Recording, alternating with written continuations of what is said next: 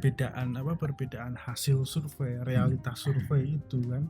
Terus kalau kita lihat kalau kita tarik ke belakang mau 2014, 2019 kan bagi sebagian pihak mungkin kan kalau orang yang sudah kadung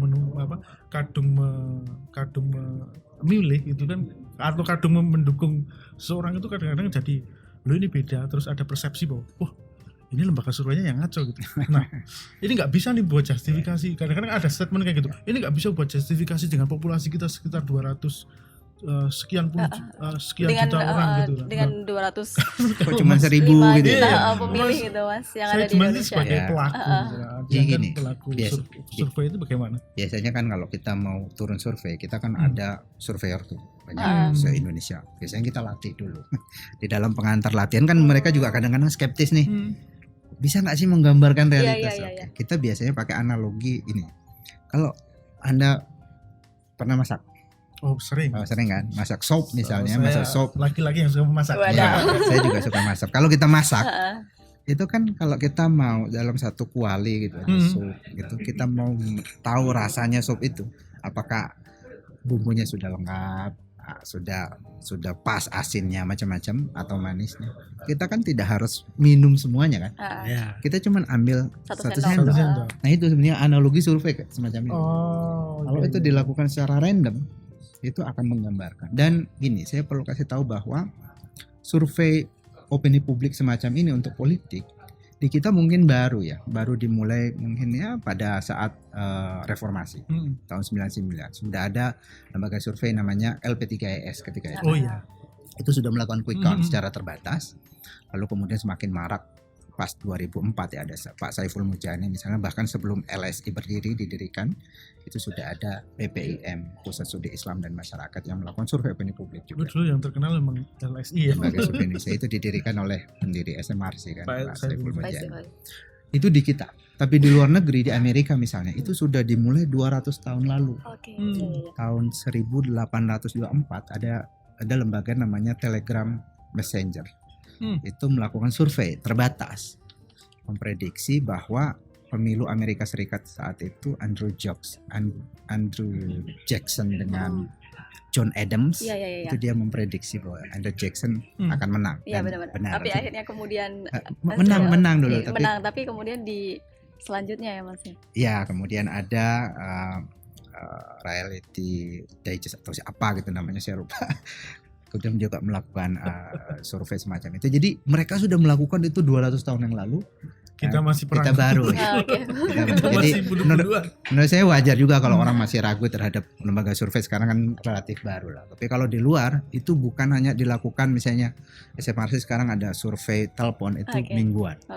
Mereka sudah melakukannya tiap hari. Tapi di luar negeri pun sempat ya, waktu pemilu AS itu kan juga sempat ada keraguan juga kan, waktu itu Trump itu kan kayaknya juga Donald Trump ya, kita tahu Donald Trump kasus Hillary Clinton sebenarnya juga dia kan meragukan apapun yang tidak sesuai dengan ekspektasinya kan. Media-media kan juga pengen diragukan. Tapi bukan hanya Donald Trump juga yang kemudian sempat berikan penolakan terhadap hasil survei. Di Indonesia sendiri juga pernah ada Nasdem dan juga PDIP yang menyatakan menolak hasil survei ini. Nah, kalau dari lembaga surveinya sendiri bagaimana menyikapi tersebut? Jadi ketika ada satu kali kan ketika imbas itu Piala Dunia, waktu itu isu Piala Dunia, terus kan ada survei PDIP itu survei beberapa partai politik yang salah satu partai politik yang kebetulan berkaitan langsung dengan isu itu kan anjlok gitu.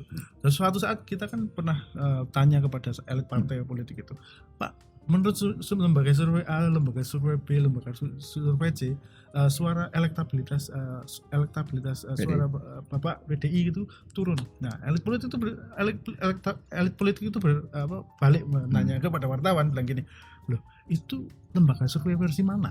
Gimana caranya survei? Nah itu kadang-kadang kan ada sikap resistensi gitu dari elit-elit gitu. Itu sering sekali kita alami ya, karena kadang-kadang ini kan alamiah sebenarnya bahwa orang itu menolak realitas yang tidak sesuai dengan harapannya. Kalau buruk ditolak.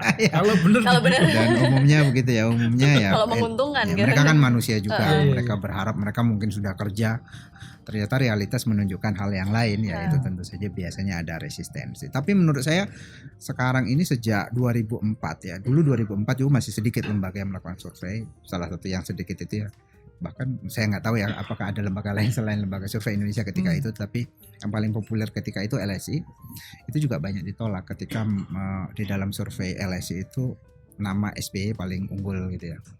Mereka menolak karena mana mungkin dia unggul, partainya kan bahkan baru dibikin gitu ya. Demokrat ketika itu, Demokrat mendapat 7% ketika itu, sekitar 7%. Orang menganggap bahwa yang paling mungkin juara di dalam pemilihan presiden adalah yang punya partai dengan pendukung yang banyak gitu ya. Incumbent lagi. Nah, dan ternyata kan beda gitu. Tapi setelah itu kemudian saya kira sekarang semua partai politik itu menggunakan lembaga survei untuk melihat realitas publik. Bahkan keputusannya mungkin Mas Aidiman mungkin bisa koreksi kalau salah. Bahkan keputusan 1 hari sebelum Lebaran itu versi pemerintah PDIP. Ketika PDIP menunjuk Ganjar, itu menunjukkan bahwa hasil survei itu sangat powerful ya.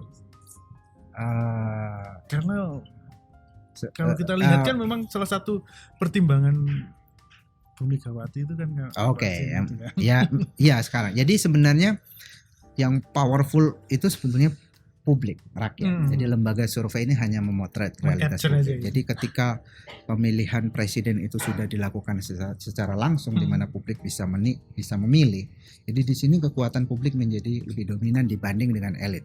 Jadi elit tidak bisa lagi sekarang sembarangan hanya karena dia anaknya, hanya karena dia iparnya apanya gitu ya. Atau hanya karena dia ketua partai kemudian diajukan sebagai calon presiden. Dia harus melihat publik maunya apa, karena sistem politik kita kan pemilihan langsung. Nah, yang bisa memotret realitas publik itu adalah lembaga survei. Jadi lembaga survei ini sebenarnya hanya perantara ya, hanya menunjukkan ini loh publik maunya.